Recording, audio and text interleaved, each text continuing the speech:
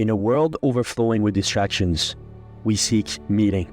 How do we transform ambition into something deeper, into true fulfillment? I'm Sam Pepin, CEO of Coulter, and I've spent years helping businesses succeed by connecting their goals to something bigger. On the Meaningful podcast, we explore not just how to win in business, but how to grow as individuals. Through conversation with thought leaders, innovators, and everyday heroes, we uncover the stories that drive us towards something greater. Whether you're striving for success, seeking purpose, or just looking for the next steps in your journey, this podcast is your guide to navigating the intersection of ambition, growth, and meaning. So please join me and our incredible guests as we redefine what's possible in both business and life. Enjoy.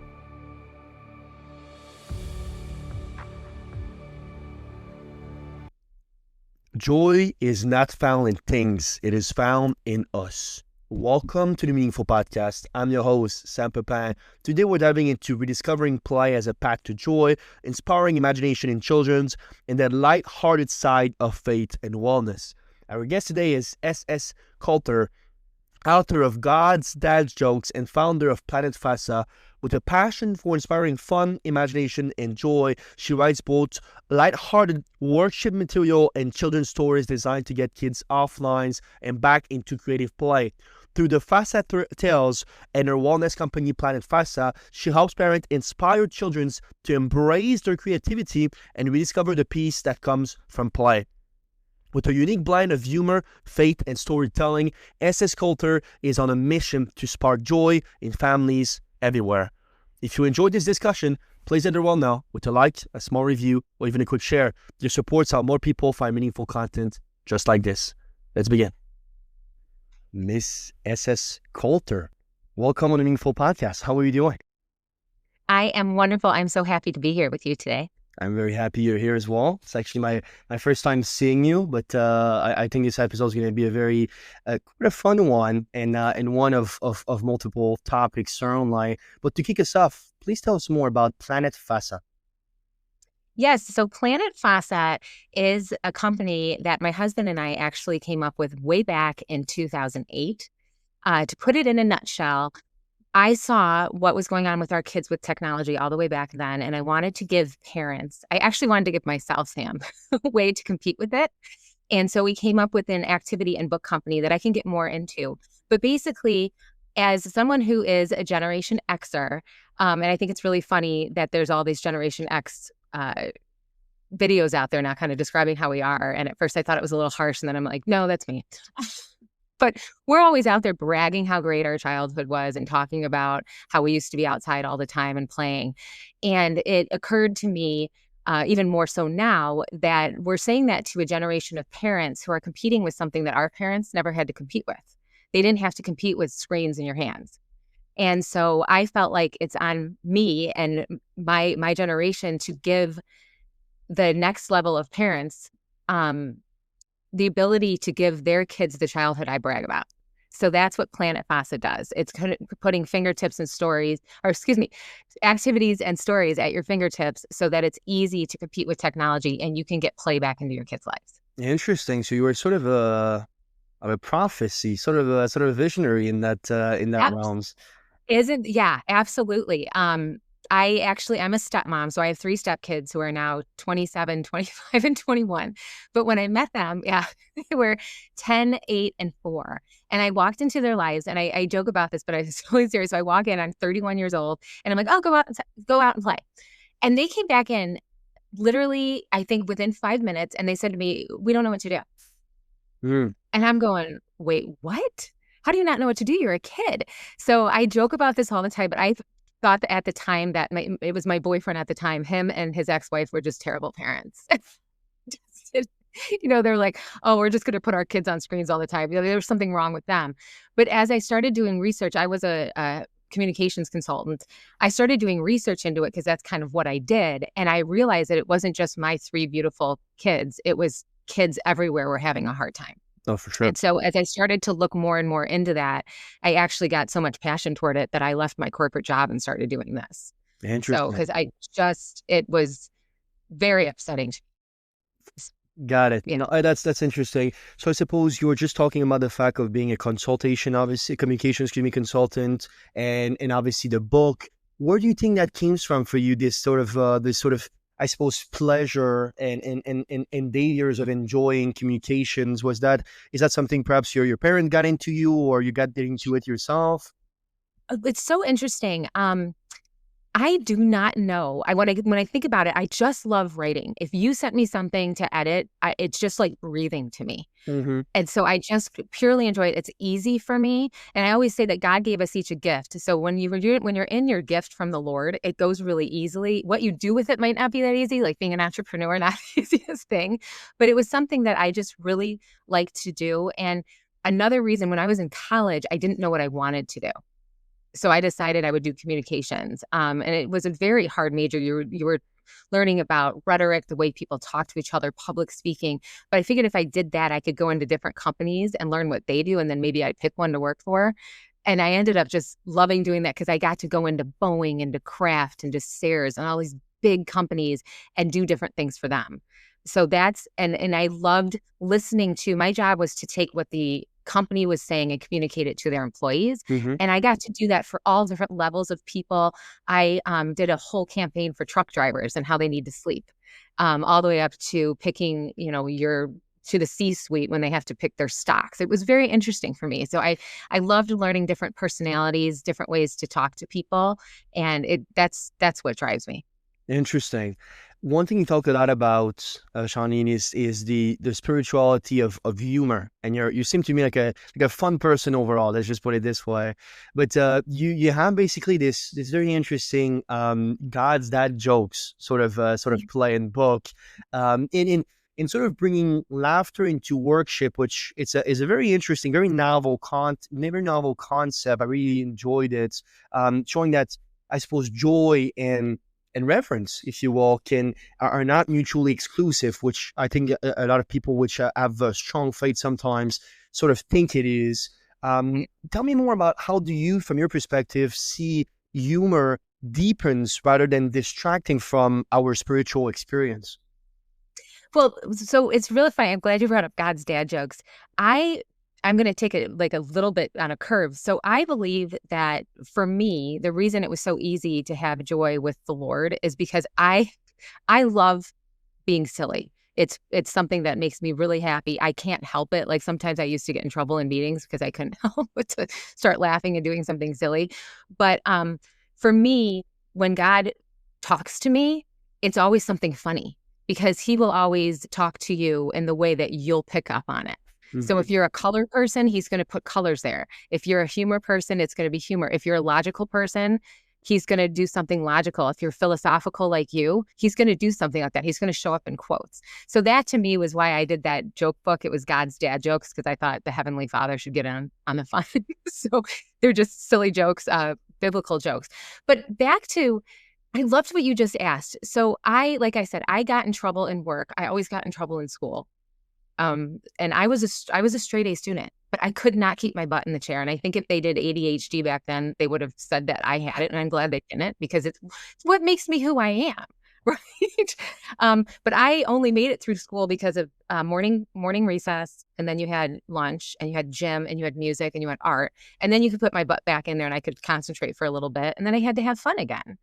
And I think if you squash that in people, you're squashing their creativity, you're squashing all the things that make them better leaders, better communicators. So I think that we have to, joy and play and bringing that part of people out is really important in everything else they do. Oh, makes sense. There's not a single person I know who doesn't like to laugh. Yeah, well, Charlie Chaplin, right? He said something along the lines of a day without laughter is a day wasted. And I think it's interesting because we live such in a performance world sometimes that we sort of shy away from actually emotions, right? From just laughing from time to time and sort of stop blaming it on, well, that actually makes you less productive or it makes you less this. Well, no, it makes you more human, perhaps. Maybe we can take a look at it this way, right? Yeah. Well, it makes you more human and you can deal with things better. If you can find humor, and even like I have my husband laughs at me, but I can turn anything into a game because it makes things easier for me. I just enjoy doing it more, but I can even find humor, and this kind of sounds dark, but I can find humor in bad stuff. Like, okay, well, this is going to, this happened to me, but this is the good thing that's going to come out of it. So, haha, like, and I think that just makes people, it just makes it easier to get through the tough times and be able to concentrate more. And it's really funny that you brought it up because that's actually back to Planet Fassa. That's what I was trying to bring back to kids. The play, the fun, the goofiness, the joy. Right.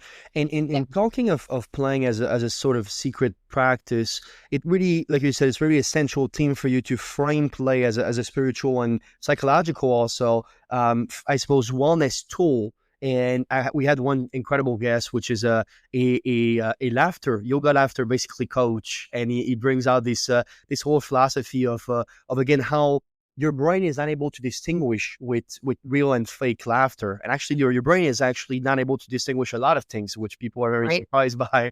But this sort of play on perceptions, the simple fact of even forcing a smile makes you basically secrete endorphins and therefore feeling better. So it's a little bit of this momentum that you can catch up when play obviously is a sacred practice. I suppose for you as a parent, even as a step parent, perhaps in this case, especially with children's, I think when they are overwhelmed by technology and I suppose disconnected from the world to a point where you cannot leave them 5 minutes outside, there's something fundamentally broken. What can modern parents do to reintroduce imaginatives and off-screen play in a way in which perhaps feels natural to them? Yeah, well, I'm going to go back to something you said. You said the brain can't distinguish between things. So in doing a lot of research that I did just to prove my point that we need to do this, it's really interesting. I don't know if you've heard of the book of The Anxious Generation by Jonathan Haidt. No. He outlined everything I was worried about. I don't know when it came out, but I think 2020. But in reading that and then in doing other research, our brains cannot distinguish what gives us anxiety. Mm-hmm. So if you had something happen to you in your mother's womb and it caused anxiety on you, and then you come out and you're on screens all the time and that's causing anxiety, your brain doesn't know which one it was. It's just reacting to this anxiety provoking situation you're in. And one of my biggest things with that is, okay, parents, knowing that we can control the anxiety that the screens are giving our kids. Like, we can't control if something happened in a pregnancy and stuff like that. You can't control if you get into a car accident, but you can control your kids on screens a little bit more. How do modern day parents do it? I think that's very tough. There's all these things. I go back to that book that I just told you about. There's all these things that they're telling people to do. I think the technology is really a barrier for people, especially because it's addicting. It's meant to be addicting, and kids are seeing other kids on it and they want it. The first things parents can do is model good behavior. If you don't want your kids on their phone at dinner or at a restaurant, put your phone down. If you want your kids not on their phone till they go to bed, take their phone away, put your phone down, put your phone to bed at night. These are all like simple practices, but I wanted to put it, instead of just coming out here and saying, this is all the reasons this is wrong, I wanted to give parents a tool to compete with it while still using technology. So basically, I'm using technology to get kids off of technology. So I wanted to give parents, I'm going to give a scenario. This happened to me, and this is why one of the reasons I started doing it. The kids would just keep coming at me, Sam, like, I don't know what to do. I don't want to do. I know what to do. Well, I'm, in my 30s then. Now I'm in my 40s. I only have so many ideas I can come up with, right? I mean, I'm not a little kid anymore, So I would come up with stuff, but then I'm tired from work or I'm tired from doing this. And a lot of parents then just give up because you have to cook dinner or you've got to do something else. You've got to take a phone call. So parents are putting these screens back in their kids' hands. They need a break. Well, or you could go on Google and you could Google, give me activities, or Pinterest and all these things. And there's hundreds of activities, right? And then you're like, I don't know what to do. What activity or what materials do I need? So what I have done is I've taken that, and we're working on the app right now, and instilled it down into an app that you can come home and say, I've got 3 kids. I need a half an hour to get ready for dinner. I don't want materials, and they're all mind, heart, or body. So they've been sitting around all day. I want a body activity. And my app is going to come out and go, boom. Here's 10 things you can do. And then because I was in consulting, and people will do anything for points. I know I will. Like, you're like, oh, I got points. You level up on something on your phone. You're like, yeah, it means nothing. So what we've done is we're tying every single activity to a point.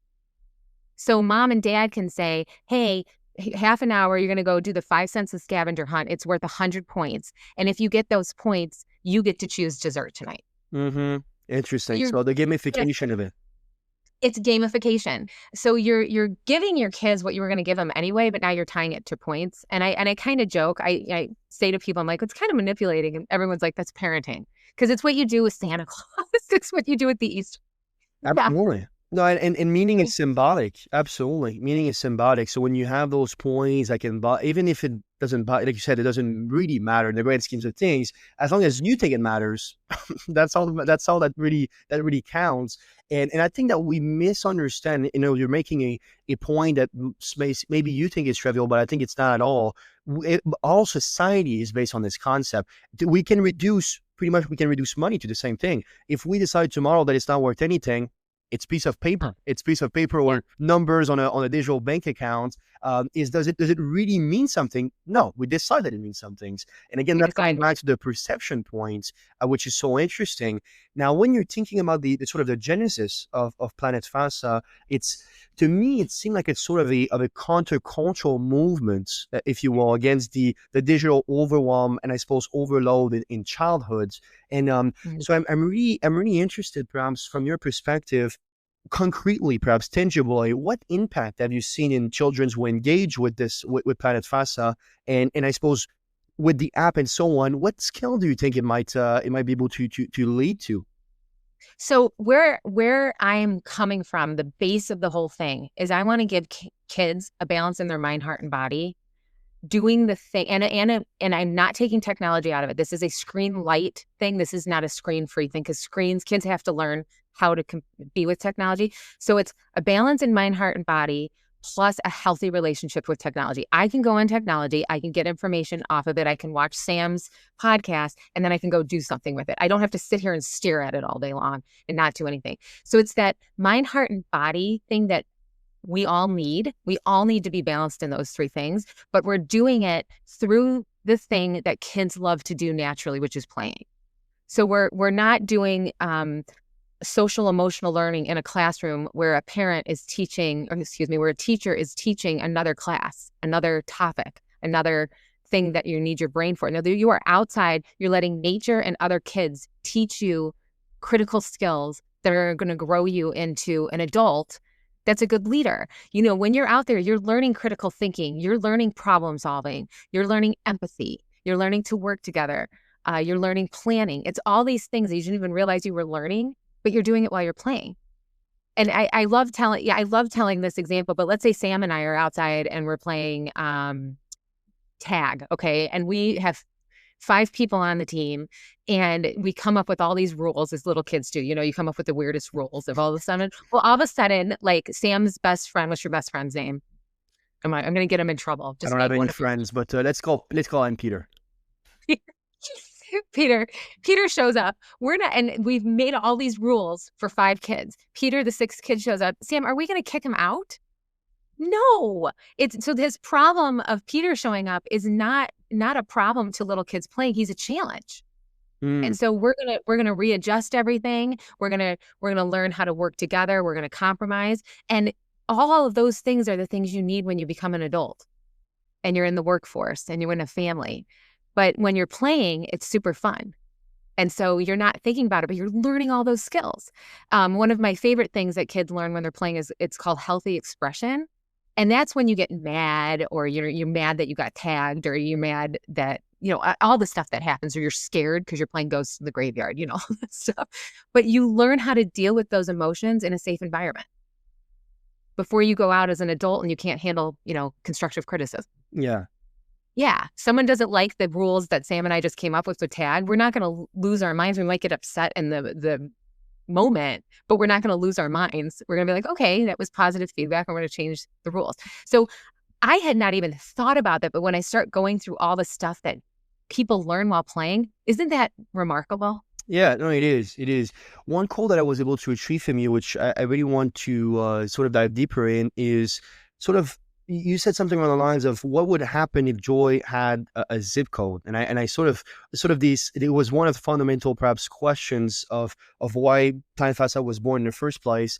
What do you mean by that exactly? I'm interested in picking your brain about, I suppose, to which extent, I suppose, do you see it being from just a whole quote altogether? Actually, when I first saw it, I was unsure of what you meant, and I really wanted to ask you this because to just get clarifications.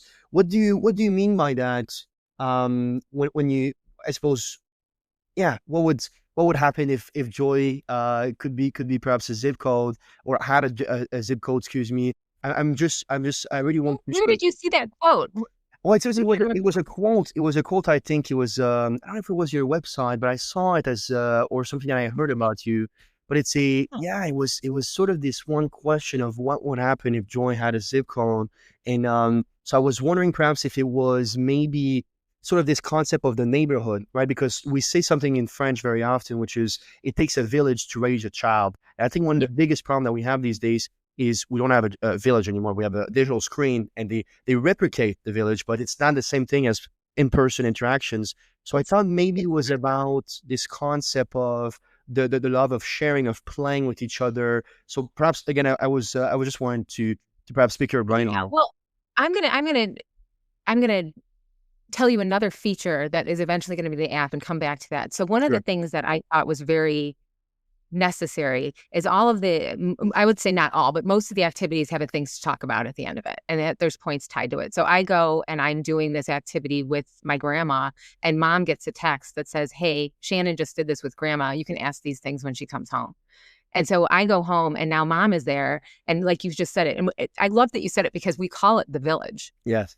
So mom, little Shannon comes home and my mom's there and she says, this is the activity I heard you did with grandma today. I'm going to ask you these questions. And now we're talking about the activity that I'm having to think, and mom's instilling her values on me, which I think is really cool. So I can give the activities, but then the family can, they're going to instill their values on them. I do not remember saying Joy had a zip code. So we're going to go into this together. Sam. we're going to, we're going to, we're going to do this. I just, the biggest fundamental thing to me is I want you to think about your favorite memory as a little kid.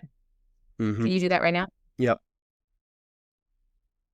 And if it's not embarrassing, can you share it with me? Sure. Well, no, no, it's not embarrassing at all, actually. My best memory as a little kid, I believe when, so it depends. What do you mean by little kid? Can you give me an age range? Just any time in your childhood before 12. So before 12, okay. So I think it was, to me, a lot of, so I was raised by two beautiful parents, sorry online. I was always a very antisocial kid. I'm going to put it this way. I was always the intellectual that had a hard time to play with others, which actually served me well because I worked on it, and now I'm socially much more Mm. enjoyable and lovable. But no, I would say my best probably was winning a provincial, a national actually, no, excuse me, before 12, provincial soccer tournaments with my team. I remember winning that tournaments and being so proud, obviously, and so happy for all of us and what it meant. I was a soccer player. I played all the way to the national scene. So that's probably most of my best memory, especially with other people. I would say was Uh-huh. playing soccer. Yeah, and that's teamwork. You're learning all that stuff. I have never asked that question and had anybody say when I played video games, Right. Oh yeah, I remember right? this map on Call of Duty that we finished. Yeah, yeah, exactly. And so I ask people that since you think of your childhood and that is the joy that you had of your childhood, we are essentially taking away that joy from our children. Sure. And so that goes back to what you said. We've got to, and it's coming to me now, Sam, if joy had a zip code, what if you got everybody in your community to do this? Well, that's what I thought. Because Yeah. yeah, because you cannot, what we said in the beginning, one of the reasons it's hard to compete with technology is because you have an 8-year-old, I want my smartphone because, Johnny next door has it. Well, what if all of us just say, no, none of you are going to have it? You're gonna play with Johnny and We're without a going to play phone. with Johnny. Right. Yeah. And Shannon will go and on Tuesday night, I'll be the one who sits outside and watches the kids and they can get, they can have time alone, but if someone's worried about it, I'll go outside, or we'll use my Fassa app tonight. You know what I mean? And I think it has to be the village. It has to be everybody is like, you know what? Our kids can be in all these sports. They can play soccer. They can do gymnastics, but maybe we should dial it down a little bit too, so they can have time to be kids. Truly. And they don't have to be, they don't have to be professionals by the time they're 12. But yeah, that's the village thing, is that everybody's like, hey, and I really do believe I'm not standing alone in this right now. When we started this in 2008, 2009, we were kind of standing alone. I had to put it to bed back then. I'm kind of describing why we only have the app now. I had to put it to bed back in 2011 due to stuff with my kids. Sure. I was called to be their full-time mom. And I ended up having to just not do this anymore, but I'm actually grateful for it. And it's really awesome that you said it was a prophecy, because I look back at what my husband and I planned in 2008 and now what we're building now. And I there's no way I came up with that without the Spirit. So I was like, where did that come from? Right. Yeah. But what's interesting is now you have someone, back then you had a woman who was a stepmom, just kind of learning. Now you have a woman who's been a mom for 17 years, went through the trenches, dealt with all this stuff. And I've had more of an awakening of who I am as a person. The message I want to get out there is different. My why is still the same, but my focus on it is better. So I'm almost grateful for it not working out before. And we couldn't need it more than we do now. Yeah. And I think people know that we need it now. Back then, we didn't have any adults that went through this. Now we have adults that went through this, and they are ringing, the alarm bell. Like, this wasn't okay. Oh, I'm sure of it. Absolutely. When you think of sort of the combination, the integration perhaps of faith, fun, family, wellness, I suppose, there seem to be, again, the integrations of obviously storytelling being a big factor in it, because to be very honest, if you don't have a story, you don't have any way to move anyone. And that's just, it's been the case since the beginning of mankind. I suppose there was this interesting quote by, I think it was George Santayana, which I'm probably butchering his name, but if George, you see this, nothing but love for you, I promise. Which is a fantastic psychologist. He talks about the concept of the family is one nature's masterpiece, right? Coming back to creation, coming back to something bigger than self. But today, what I hear very often is how difficult, or perhaps it's seen, the perception of it being difficult, of having a wellness lifestyle, because like you said, both parents goes to work, stress, screens, school, everything else that used to be there on top in the physical world, on top of now managing the digital world, that seemed to be ever so overwhelming. For you, how do you define a wellness lifestyle for the modern family? What does that look like? Yeah, well, one of the neatest things that I've learned, again, as I'm doing research, is that a lot of parents today came into parenting, and parenting has changed. I didn't know this until very recently, that the word parenting wasn't even a word that was used until like the 1960s. Okay. Back to what you were saying, it was villages. And then as the modern world came in the 1970s, it became smaller families, both parents working, things like that. So we've really siloed ourselves. And another thing that's really interesting is we've all grown up being like, I can take a class and get better at this. I can, go to this conference and get better at this. People are treating parenting that way. And so they're like, oh, if I can take this class, I'm going to be able to do this in parenting. Well, I'm sorry. When you take a class and you're writing a book, it's a book. But when you take a class and you're raising a kid, that's a human. And that thing's going to change all the time, and it's not going to do what you think it's going to do. Oh, yeah. So that's something we have to change, is that I believe that we just have to be more natural about it. I love the zip code thing. Now I'm going to use that. But we've got to, thank you. No, but we've got to get more people realizing that this does take a bunch of people. We've all got to change together, that it's okay that our kids are not the world-class gymnastics champion at 12. Like, my kid just likes to go outside and play on the swing set, right? Like, that's okay, because that kid is having a good time, they're in nature, they're having fun, and just let it be okay again. And you're not a super parent if your kid isn't in after school programs every night. So Right. Do you think from your perspective, do you think this perhaps allegiance and this sort of, I suppose, stigmatizations of performance have perhaps impinge on our abilities to understand the stages of life? I heard this, it was a fantastic book called Seasons of Life by Jim Rohn, and which I recommend. And it's a great book that talks about the fact that if you basically skipped a fall, but basically the season, or skip a summer perhaps, and go right away to basically this next level, well, short-term wise, that might be fantastic, right? Maybe he's a world-class gymnast at 12 and that's incredible. But what if perhaps such thing is counterproductive to the person he can become at 18, 19, 20 yeah. because of what he's missed from a social perspective? So there's this, what we call opportunity cost, right? In the world of business and finance. When I believe in such thing quite a bit, because I was a child rise at home, and basically that was able to graduate early and so on. And I mean, I got huge insight from that. It's incredible. It fast tracked my career. I would never been where I am without it. But then on the other side, I can definitely see that for me, there's a lot of things in which people my age enjoy that I have no interest whatsoever. I don't have no way to connect with them. It's a complete disconnect with the fun side of the world, which again, we can debate philosophically if it's a good or bad thing, but perhaps, do you think that injures us fundamentally more than we thought, this concept of performance first society? Yeah, I do. And something came up to me while you were talking, so I'm going to go with it real quick. The other thing that's really interesting is that, and this is maybe controversial, but our society, the performance-based society, has also made it not okay to be a mom, like a stay-at-home mom.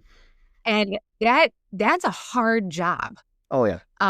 So I think there's a shift in all of this, that it's okay not to be, and I don't want to take away from what happened to you, Sam. There's always going to be the exception, and your life right now is exactly what you make of it, and you're making it wonderful. So Sure. I wouldn't, but there are things that kids miss out on. They're graduating too fast. They're going too fast. And I think it's, really important. I'm going to go back to the mom thing, because this is what shifted me. I had to close up an entrepreneurial firm to be a mom.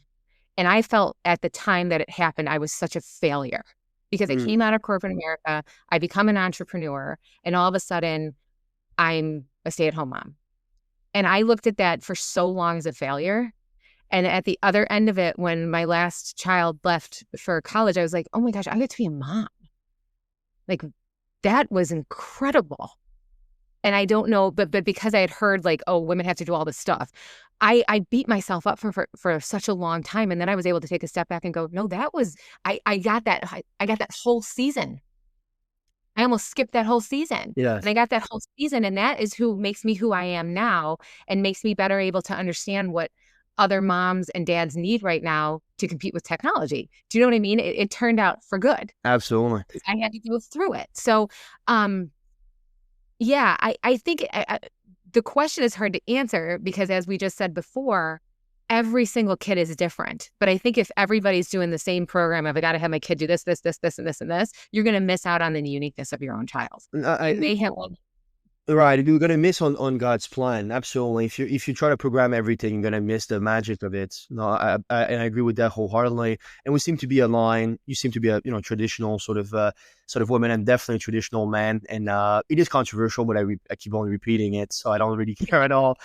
This is pre-press, ladies and gentlemen. No, I wholeheartedly agree with you, and I think that's society's positions on what a mom is, which some people are even debating what it is fundamentally. That's another big topic, which we're not going to get into. But no, a mom, which again is by far the greatest job in the history of mankind. We are all born from a beautiful mother, and the restriction of such role, I suppose, the suppression of the value of that role for what is, again, a capitalist society that tells you that what's actually who you are is actually a title, and in the corporate ladder, and everything perhaps underlying to money and the productivity of it, I think is making us miss out on what's the most beautiful thing, which is alignment with nature. And call it God, call it whatever you like, but alignment with this concept in which we're there for much more than ourselves.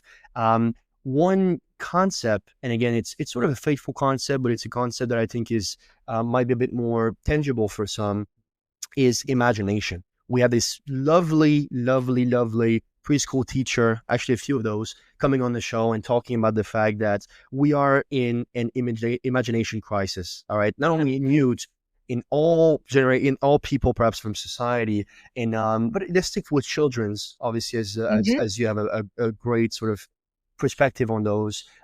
We definitely face a crisis of imaginations, and obviously you believe in this play-based storytelling might be the antidote, which is very interesting. But let me sort of, I suppose, to give you a philosophical questions. Do you perhaps believe that it's the over emphasis of technology that shifted imagination into today's children's? How much of it do you think, how much of this decrease in imagination, which I don't think is even debatable, is caused directly or indirectly by technology from your perspective? I think it's a really big deal. It's really funny. The reason I looked away from the camera, I was pulling up the blog I wrote yesterday. It's called Play Now, Lead Later, How Imagination Shapes the Future. Sure. It's a part of like a series that I'm doing on imagination. No, it absolutely, technology is a big deal. There's a lot, I'm not a doctor, right? But there's a lot of scientific research now that's showing how much anxiety is coming into children and how much depression is coming into children. And if you're anxious and depressed, you're not imagining because you're in fear. Yes. And you cannot do a single thing in your life without visualizing it first. So, and you might not even think about it. It's down to the smallest thing of putting your socks on. You literally see it right before you do it. So if you cannot, as a kid, get out of your fear, get out of worrying about stuff, you are not seeing something great in your future. And so I do believe the technology is hurting it, because when you're on technology, you're not doing make-believe. You're not doing free play. Make-believe, free play, all these things, that is where you're coming up with scenarios. You're picturing yourself as a superhero. You're doing things that get you to a place. You're picturing yourself as a nurse. You're picturing yourself as a mom. You're picturing yourself as a soccer coach, right? You're not doing that if a stream is coming at you at all time. You're not. I want, like, the adults listening to this, like, think about you when you're watching TV. You're not imagining. You're watching someone else's life. And if you're young, like the kids that we're talking about, are your frontal lobe isn't formed, and it's not good. And it's really having an impact. I'm looking for around me, but one of the big statistics that just breaks my heart. I'm going to get it a little bit wrong because I don't have it right in front of me, but depression in girls right now is up 140%, and in boys it's up 160%. Oh yeah. And they're pointing it to technology. And yeah, I'm going to do it again. Like, fear, if you're in fear, you're not in faith. Yeah. And if you're in worry, you're not in imagination. Like, so that's the same part of your brain. So yeah, it's a big deal. And I want to circle back to what you said. You can go ahead. No, please continue. Okay, I want to circle back to like the moms again and the village again, because as we, and I do see it shifting, as women become more comfortable being like at home with their kids, it is still harder than it was in the 1960s, because those moms did not have this technology. So if their kids were bored, those kids are going to go out and play. Now we need these, you know what I mean? Now we need these moms to link arms, and dads too, right? And link arms and say, hey, how are we going to do this together? And I'm kind of bringing it back to my company, but I love this because one of the things I'm doing right now is getting women and dads and grandmas and whoever wants to do this to sign up to come up with activities together. Because this is a community of people who want to shift this. And you cannot do it alone. I'm sorry, but I can sit here and pretend I was a perfect mom. I tell people I'm selling peace, because I want moms to have peace of mind for what their kids are doing when they're not with them. So I know my kid right now is out doing an activity. They're playing. They're getting mind, heart, and body. But I also want to give you parents peace to be alone, because it's really hard to be a parent. Like, kids are really annoying sometimes. Just like, leave me alone. And that's why we hand them the devices. There's a few things in there. The first thing is, I think that there's a consumption compared to creation problems in not only our youth, but again, all people basically that was raised with technology. There's this overconsumption to what creation is. And again, God wants you to create. That's the first thing. And put you on this earth to create. That's for sure. And but from that perspective, it reminds me of what Einstein was talking about, which is logic can take you from A to B, but imagination can take you everywhere. Right. And It's everywhere. there's this imagination it's like a liquid. It's take the form of whatever the content in which you put it in. And it's a feminine actually traits. They say there's feminine energy in the imaginations, which obviously all people are feminine and masculine energy. That's also step away from this for a little second. But this to me also, which I'm always fascinated by, and we're touching on this very slightly, and we'll continue to do it slightly because that's not the point of this podcast. But there's this big conversation now about these sort of stigmatizations of, again, what is a man, what is a woman, what is a mother, what is so on and so forth. Things that we've been obviously knowing for thousands of years now. And there's fluidity in it, and sure, there's fluidity in it. It's obvious it's fluidity in it because all people are, again, not only the conclusions, perhaps the epitome of a male and female gamete that procreated and created basically life, but also we all have a mix energy-wise within our temperaments. So perhaps there's young kids, there's kids right now, they're boys, and you'll see in them that they have perhaps a temperament which allow them to have all these incredible imaginations and traits in which might be a bit more feminine, which is totally fine. And we sort of try to put those things in a box and putting it in a box. Yeah, exactly. Sort of putting it in a box and not letting kids being kids. I was talking with a beautiful mom from Denver, and she was telling me now we're treating kids like they're little adults. They're not little adults. They are children. It's a different category. And they should not be. Yeah, well, they should not be. That's another thing against technology. They should not be consuming the stuff that's coming to them in technology. They shouldn't. There is stuff that they're seeing that they should never be seeing. I'm going to tell a story that is so stupid, but you will get this. I'll never forget. It was back like in 2015, 2014, and I was on my computer, and all of a sudden this magazine comes up. Okay, you guys are going to be like, she's old and stupid, but whatever. And it was Kim Kardashian's butt. Ooh. Okay. And I was so grossed out by it. And I was like, oh my gosh.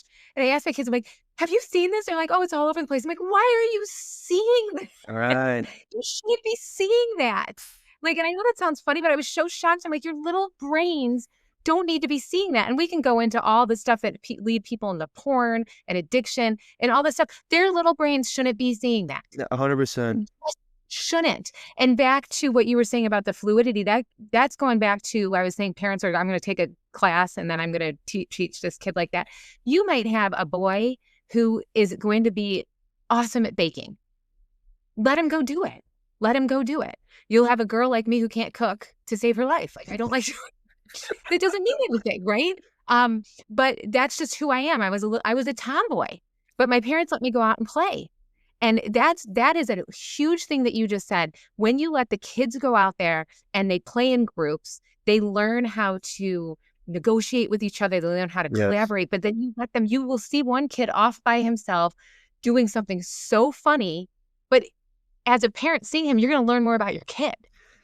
And they will become, again, the real version of themselves. That's the other thing as well. Like you said, if everything has these guide rules and basically there's this everybody doing the same thing at the same time, well, what do you think happened? We lose imagination. We lose this uniqueness towards each beings because we're basically conditioning them to become X or Y or Z.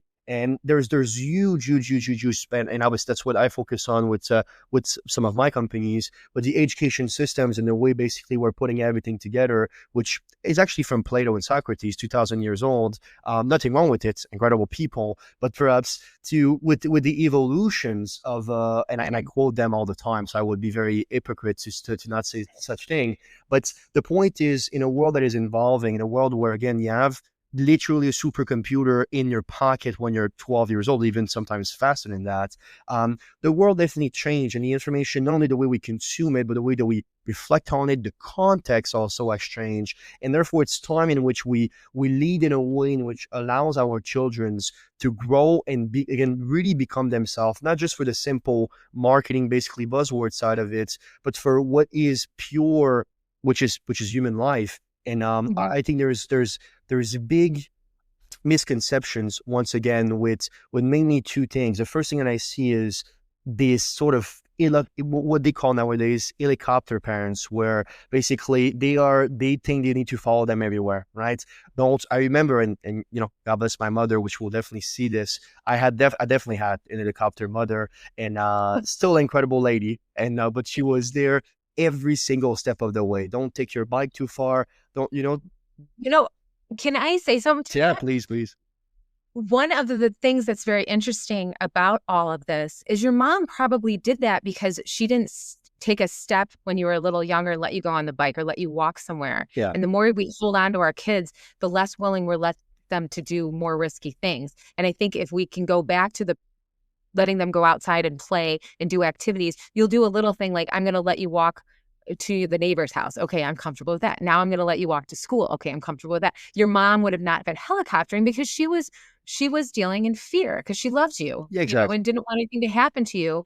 But your confidence and her confidence would have grown had you started it younger. Yeah, no, I agree with that.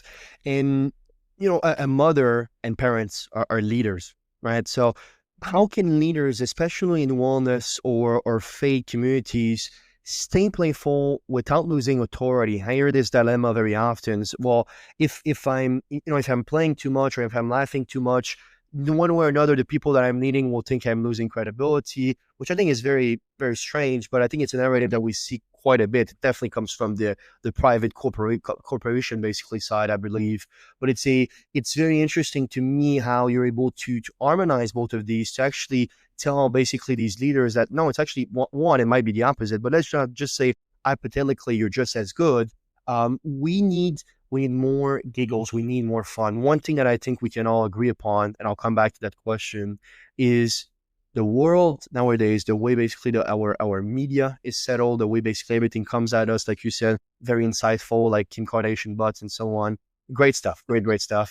Is because we're under this sort of underlying tyranny. And I went there's a great book like 1984, George Orwell. If you Mhm. guys want to read that one, fascinating book, and definitely way more way more of a reality than a dystopia. But that's just my Great. opinion. I'm on the same page. But it's interesting because again, with this sort of narrative of negativity, of control, of fear, of all things that basically makes us people that are not able to reach our optimal potentials, maybe what we really need is not more control, it's more giggles, right? It's just more Right. life, more smiles, more enjoying life, not just surviving it, I suppose. Yeah. Uh, I would answer that. I would tell people that you're better than that. sure. So what I'm saying is, fear sells. So when you're watching the media and they're putting all this stuff out there that's just horrible, it's like watching a train wreck. They're saying this stuff because they're trying to addict you to it and make you watch it. You're better than that, and you're better than scrolling through YouTube shorts for an hour. That is literally. I want people to hear me. They literally designed it like that to trick your brain to do it. They are literally doing it for you. And if it helps you to think of it this way, think of social media as cigarettes. Hmm. Okay. They're cigarettes. Now, if you want to go on there for an hour, it's not good for you, but you know that it's not going to do things that's good for you. You could put it down. And I want you especially to think of it as cigarettes for your children. Would you ever hand your child a cigarette? At this point, you never would. Right. You just wouldn't. We know too much about it. Well, we know too much about these sites. And so what Sam was saying, like, is there's all this fear in media. There's purposefully addictive technology. We are better than this. Hmm. Like, stop letting them manipulate us. Yeah, in work, if you go into work and you're being laughing all the time, fine. There's a time and place for everything. But I used to go into my corporate job and do these silliest things, do pranks, and that's my personality. But I knew when to do it. Like, I'm not going to sit there and do it in the middle of something serious. But people want to laugh. They want to laugh. Kids want to play. Adults want to laugh. We do. So I think it's an interesting question, Sam, because like, how do you cross, Yeah, stay playful without losing authority. Yeah. But you know what? If you're in that job, you're in it because you're good. So just keep being good and smile. Interesting. And if they kick you out for all of a sudden you're having fun, then you're at the wrong job. Sure. And that's kind of how I think about it. Yeah. Because you're going to do better if you're having fun, and people are going to be better with you if they know who you are. But I take that back to childhood then. Kids have this wild imagination, and then as they get a little older, they screw up and they start having fear, and then they suppress that. If we can keep them playing and keep that part of them alive, that part of them is going to be more prevalent when they get older. Oh, for sure. Yes. Yeah. So. Yes. I think that from a commercialization perspective, the grass is always greener when you water it. So whatever emotions, whatever perhaps actions that you rewards, and that's the tricky thing is as well, is that technology nowadays is usually they do two things for parents. One, when they're distracting from them, they put them on technology so they don't have to be preoccupied by them. That's one. The second thing though, which is very dangerous for young minds, is treating it as a reward. So you did good in school, you get a laptop. You played for an hour outside, great, 4 hours on the computer. Very, very damaging, because now your children's are raised to understand that technology is a reward, and we chase rewards. Did you think about all society is? You chase rewards. You go to a job to get money. That's the whole point of my points concept. My point is like you're going to get points. Yeah. Exactly. No, that's right. You're gonna get point in which afterwards we'll be able to basically be used to important tangible work in detaching you perhaps to what Tucker calls, so you call it death. Digital world is way closer to death than to life, and I definitely agree with him on this. It's been treated as an extension of life, but perhaps, and sometimes it can be. I made a living and I changed life to these realms of digital work. So trust me, I understand it, and I leverage it basically to pretty much its fullest extent. That being said, that was with not only years of training, of comprehension of how to set up my life outside of it. That's the first thing as a young adult. But also, again, it was also with this comprehension that I reward myself with real, tangible, and important emotions. And not I get to do TikTok shorts for 2 hours basically because I did a great work.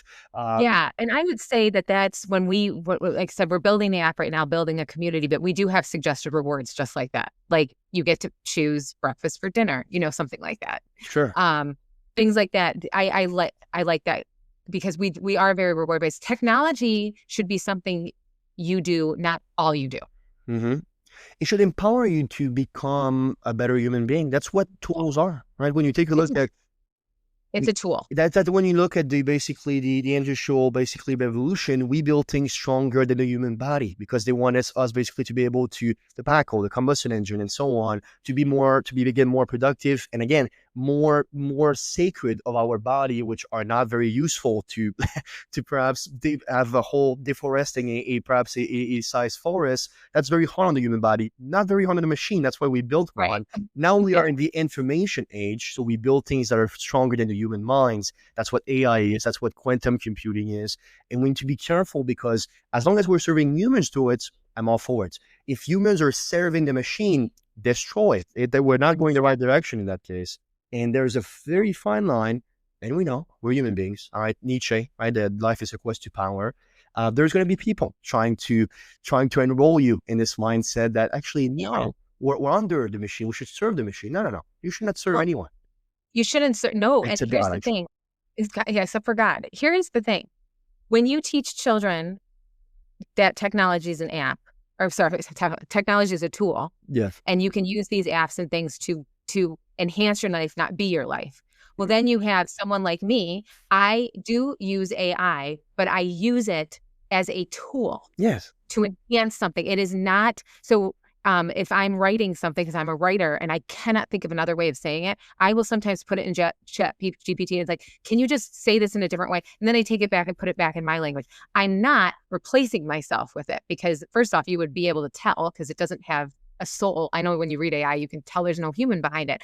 But if I had grown up that technology was all of me, then chat GPT is going to become all of me. And it's happening. It does. So all these things have to be, there's good and bad and everything. To go back to God, Cain hurt someone with a rock. Mm-hmm. Well, you could do great things with rocks, right? We can screw up anything, but we can also make everything awesome. It can be an awesome tool. So yeah, I think all of these reasons, and I've been on talked to other people who do leadership coaching, and I say, when you go to a leadership coaching thing, you're usually working on a skill that you have but you're not good at.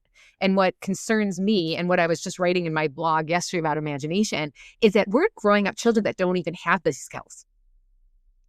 They can't go to get them honed because they don't have them. So that's concerning. It is. Yeah. I want to quickly touch on something you talk about, which I think is very interesting, which is the role of whimsy in healing. It's something that I hear you talk about quite often, and sort of using whimsy as a psychological tool, perhaps, particularly for children's eating from over civilizations, from stretch, from trauma, and so on.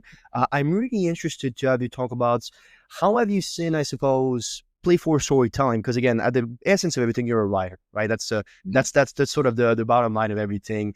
And how can that act as a vehicle for emotional healing? How can that be, I suppose, another piece of the puzzle to also be conscious of, which is perhaps playful storytelling as a way to heal basically yourself and not only the youth but everybody. But I'm really interested in that, because you talked a little bit about and mainly on a surface level, but if you could go a little bit deeper into what you mean with all of that, that'd be very interesting.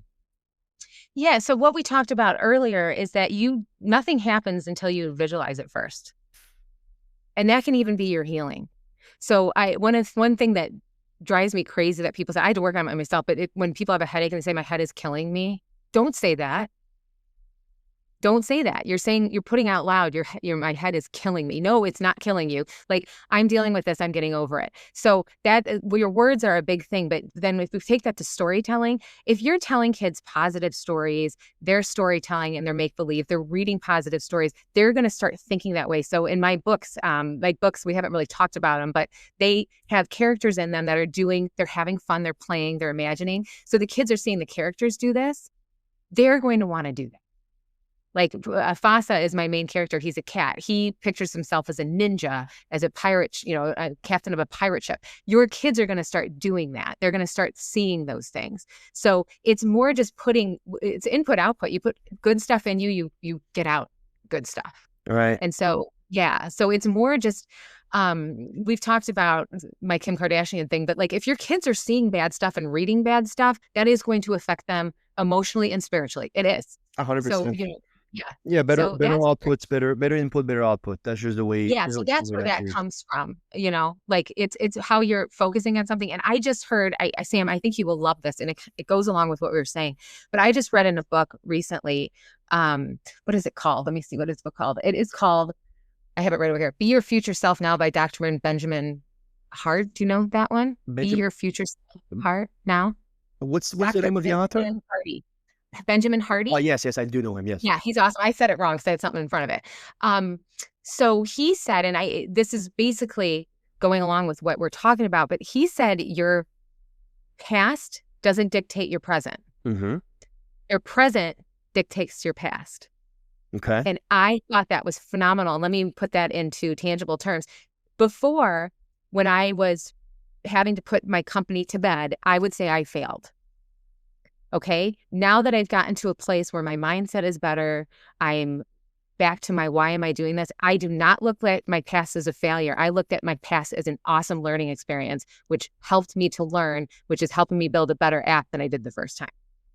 And so that's what he means. Your present dictates your past. How you are right now is how you're talking about your past. I think that is incredible. It is phenomenal. It is phenomenal. There's always these questions of, well, it's not the destination that matters, it's the process.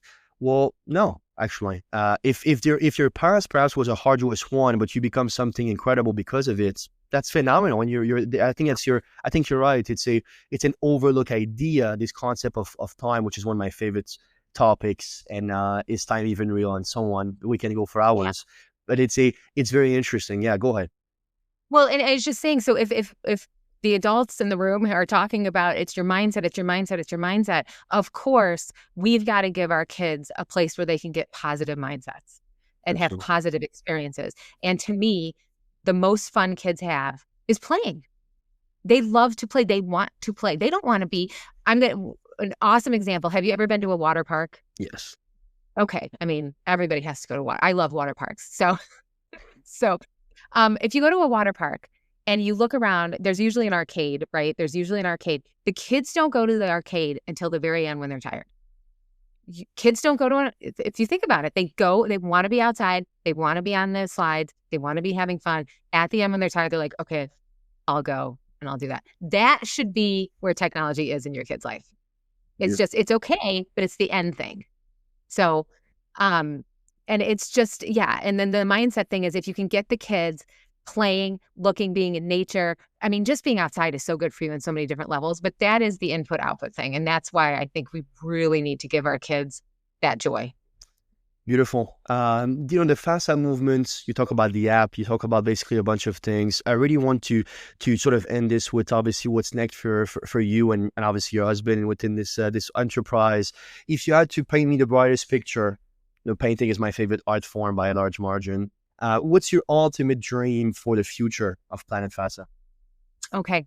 For Planet Fassa, what we really want to do, I had said it before, but to give parents peace and a tool that helps them compete with the technology that is stymieing so many of our kids today. I want you as a parent to feel phenomenal about your parenting. I want to be the thing at your fingertips that when you've had the long day and you're tired, it's there, it's helpful, and you feel good about what your kids are doing. At the end of the day, to have the next generation be doing things that they want to do, getting joy out of their childhood, not missing out on childhood because of all this technology, all the stuff coming from the news, that they are being little kids, that they're having that moment. I want them to have that. I want to help them have that.